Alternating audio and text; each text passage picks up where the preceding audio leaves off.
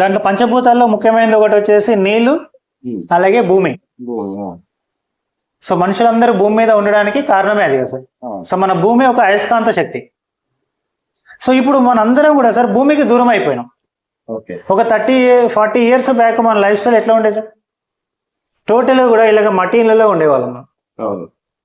30-40 years back, అంతకంటే ముందు చూసుకుంటే మట్టి మీదనే ఎక్కువ ఉండేవాళ్ళం మనం. మట్టి మీద పడుకునే వాళ్ళం, మట్టి మీద నడిచేవాళ్ళం, మట్టికి చాలా దగ్గరగా ఉండేవాళ్ళం. మట్టి కుండలోనే తినేవాళ్ళం, మట్టి కుండల నుంచే నీళ్లు తాగేవాళ్ళం. మరి ఈ రోజు ఎట్లా ఉన్నామంటే సార్, గ్రౌండ్ ఫ్లోర్ లో ఉన్న వాళ్ళు కూడా మినిమం మట్టికి 3 అడుగుల పైన ఉన్నారు. మట్టి మీద లేం, మట్టికి 3 అడుగుల పైన ఉన్నాం మనం. సో ఇంట్లో మొత్తంగా ఫ్లోరింగ్ మొత్తం కాంక్రీట్ మధ్యలో ఉన్నాం. టోటల్ గా పైన చెత్త అంతా ఐరన్, విండోస్ ఐరన్, గోడలు ఐరన్, అలాగే మనకు వాకిట్లో ఐరన్, తర్వాత రోడ్డు మీద కూడా మొత్తం కాంక్రీటే. నేలకు కాలు తగిలి మనది ఎన్ని రోజులు అయిందని సార్, ఎన్ని రోజులు అయిందని చెప్తాం. మట్టి మీద నడిచి కొన్ని సంవత్సరాలు అయి ఉంటుంది ఇక్కడైతే ప్రజెంట్ గా. సో మరి మట్టికి దూరం అవ్వడానికి మనకు ఏం ప్రాబ్లం అవుతుందంటే సార్, యాక్చువల్గా మట్టి మీద మనం నడిచేటప్పుడు ఎర్త్ మ్యాగ్నెటిజం అనేది ఉంది సార్. ఎర్త్ నుంచి మ్యాగ్నెటిక్ ఎనర్జీ అనేది ఒకటి వస్తుంది అనమాట. ఆ ఎనర్జీ వల్లనే మన బ్రెయిన్, మన హార్ట్ పనిచేస్తున్నాయి. ఎర్త్ మ్యాగ్నెటిక్ ఎనర్జీ ఒక అయస్కాంత శక్తి అనేది రిలీజ్ అవుతుంది భూమిలో. దానివల్లనే మన బాడీలో బ్లడ్ సర్క్యులేషన్ అనేది జరుగుతుంది సార్. ఇప్పుడు గాలిలో ఎట్లయితే ఆక్సిజన్ ఉందో, ఎట్లయితే శ్వాస తీసుకుంటున్నామో, మన బ్రెయిన్, మన హార్ట్ పనిచేయడానికి కూడా ఎర్త్ నుంచి మ్యాగ్నెటిక్ ఎనర్జీ అనేది వస్తుంది. సో ఆ మ్యాగ్నెటిక్ ఎనర్జీ అనేది తగ్గడం జరిగింది ఇప్పుడు మన భూమికి కాంటాక్ట్ లో ఉండకపోవడం వల్ల, భూమికి మనం టచ్ చేయకపోవడం వల్ల ఆ కాళ్ళలో నుంచి ఏదైతే ఎనర్జీ మనకు అందాలో భూమి నుంచి, అది అందడం లేదు ఇప్పుడు. సో ఎందుకు అందడం లేదంటే మన బాడీలో కూడా ఐరన్ ఉంటుంది సార్. ఒక 4 గ్రాముల ఐరన్ ఉంటుంది ప్రతి మనిషికి. మన బ్లడ్ లో ఐరన్ ఉంటుంది. ఐరన్ డెఫిషియన్సీ అనేది మనం చూస్తున్నాం. ఐరన్ డెఫిషియన్సీ ఉంటే మొత్తం మనిషి అంతా ఏం పనికి రాకుండా అయిపోతుంది. అవునా సార్? సో 4 గ్రాముల ఐరన్ ఉంది, కానీ మన చుట్టూ కాస్త ఇప్పుడు ప్రజెంట్, ఒకప్పుడు 30-40 సంవత్సరాల క్రితం ఈ ఐరన్ డెఫిషియన్సీ అంటే ఇంత వాడకం లేదనమాట. ఇప్పుడు ఏమైంది, మనకు రోడ్డు మీద మొత్తం ఎక్కడ చూసినా కొన్ని లక్షల కోట్ల టన్నుల ఐరన్, కార్లు, బైకులు, లారీలు, బస్సులు. ఇప్పుడు రోడ్డు మీదకి వెళ్తే ఎన్ని ఉన్నాయి? ఒక 40-50 ఏళ్ల క్రితం ఇవన్నీ లేవు.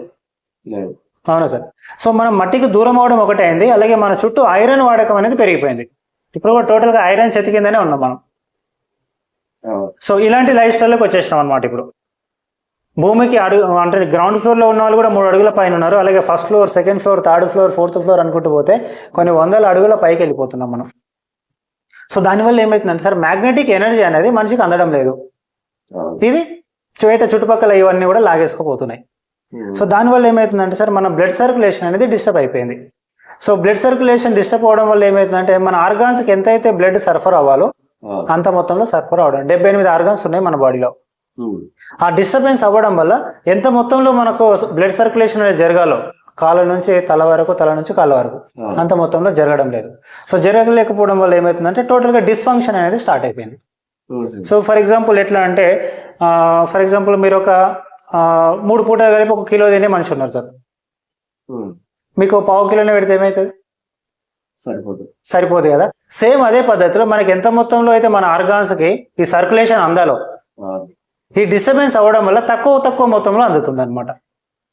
అది అందిన వాడికి మాత్రమే వర్క్ చేయగలుగుతుంది, మిగతా అంతా కూడా సరిగా వర్క్ చేయలేకపోతుంది అనమాట. సో దానివల్ల ఈ డిస్ఫంక్షన్స్ అనేవి ఏర్పడడం జరిగింది. అందువల్లనే ఏ రకమైన జబ్బు తీసుకున్నా ఓన్లీ మీకు బ్లడ్ సర్క్యులేషన్ ప్రాబ్లమే. బ్లడ్ సర్క్యులేషన్, ఆక్సిజన్ అంటే మనకు అందాల్సిన మొత్తంలో బ్లడ్ అనేది సరఫరా జరగడం లేదు. సో ఈ డిస్టర్బెన్స్ అనేది జరగడం వల్ల, ఇప్పుడు మరి ఈ డిస్టర్బెన్స్ ని మనం కన్నా సరి చేయగలిగితే ఏ ప్రాబ్లంనైనా మనం మళ్ళీ రెక్టిఫై చేసుకోవచ్చు. ఎందుకంటే మన బాడీకి అంత హీలింగ్ పవర్ ఉంది. ఆటోమేటిక్గా కరెక్ట్ ఎనర్జీ గానే దొరికితే ఏ ప్రాబ్లమ్ ఆటోమేటిక్గా బాడీ హీలింగ్ చేసేసుకుంటుంది. అవునా కదా సార్? సో ఇప్పుడు మనం చూసుకుంటే ఇక్కడ కట్ అయింది, చెయ్యి కట్ అయింది. అవునా సార్? ఇక్కడ కూడా కట్ అయింది. ఏది తొందరగా తగ్గిపోతుంది సార్?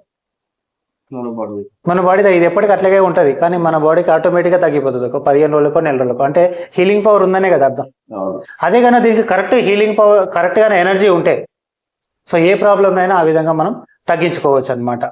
సో ఇప్పుడు ఇది కానీ మనం కరెక్ట్గా అందివ్వగలుగుతాం sir, blood circulation and oxygen, ఏ ప్రాబ్లం అయినా మనం మళ్ళీ రెక్టిఫై చేసుకోవచ్చు. మన బాడీకి 150 ఏళ్ళు బతికే శక్తి ఉంది సార్ మనిషికి. ఒకప్పుడు ఆ లైఫ్ స్టైల్ కూడా ఉండే. 100 ఏళ్ళ పైన బతికిన వాళ్ళు ఎంతో మంది ఉన్నారు ఆ టైంలో. సో ఇప్పుడు మనం చూసుకుంటే లైఫ్ స్టైల్ ఎంతకు వచ్చింది? అది 40, 50, 60, 70 లాస్ట్ మాక్సిమం అయిపోయింది ఇప్పుడు. అది కూడా వాళ్ళే ఉన్నారు. అవునా సార్? సో ఆ విధంగా మనం ప్రాబ్లమ్స్కి గురవుతున్నాం సార్. మరి ఈ ప్రాబ్లమ్స్ అన్నీ కూడా మనము తగ్గించుకోవాలి, నార్మల్గా వెళ్ళాలంటే ఒకటే ఒక మార్గం సార్, మళ్ళీ మనం నేచర్కి దగ్గరగా వెళ్ళాలి, అంటే భూమికి దగ్గరగా వెళ్ళాలి. అలాగే ఇంకొకటి వాటర్. మనం ఒకప్పుడు ఎట్లాంటి వాటర్ తాగేవాళ్ళం?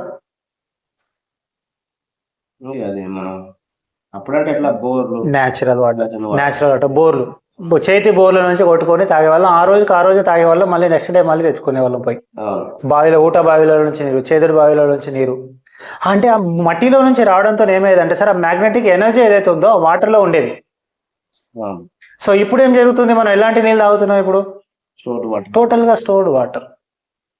ఎస్ సార్, రోజుల తరబడి ఆపిన వాటర్ని అది కూడా బాటిల్లో పెట్టుకొని, ప్లాస్టిక్ బాటిల్లో పెట్టుకొని కొన్ని రోజుల తర్వాత మళ్ళీ తాగుతున్నాం మనం.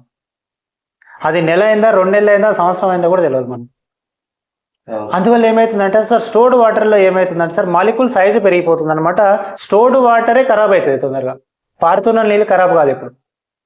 అవునా సార్? సో ఆ వాటర్ మనం తాగేవాళ్ళం. ఈ రోజులో తాగుతున్న వాటర్ అంతా కూడా స్టోర్డ్ వాటర్ అవడం వల్ల మాలిక్యూల్ సైజు పెరిగిపోయింది.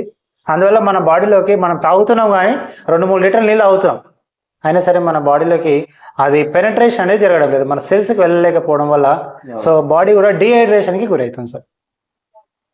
హైడ్రేషన్ కాకుండా డీహైడ్రేషన్ అవ్వడం వల్ల సో అక్కడ నుంచి కూడా మన బాడీ అనేది ప్రాబ్లంకి గురి అవుతుంది.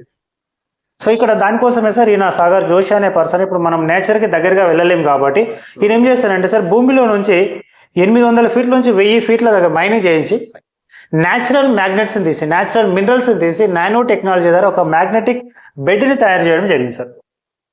మ్యాగ్నెటిక్ ఎనర్జీ బెడ్షీట్, అలాగే మ్యాగ్నెటిక్ ఎనర్జీ బ్రేస్లెట్ అనమాట, అలాగే magnetic energy water pad. So ఈ బెడ్ మీద పడుకోవడం ద్వారా ఏమవుతుందంటే సార్, మనకు మ్యాట్రెస్ మీద పడుకోవడం ద్వారా న్యాచురల్ ఎనర్జీ అనేది మనకు అందడం జరుగుతుంది సార్.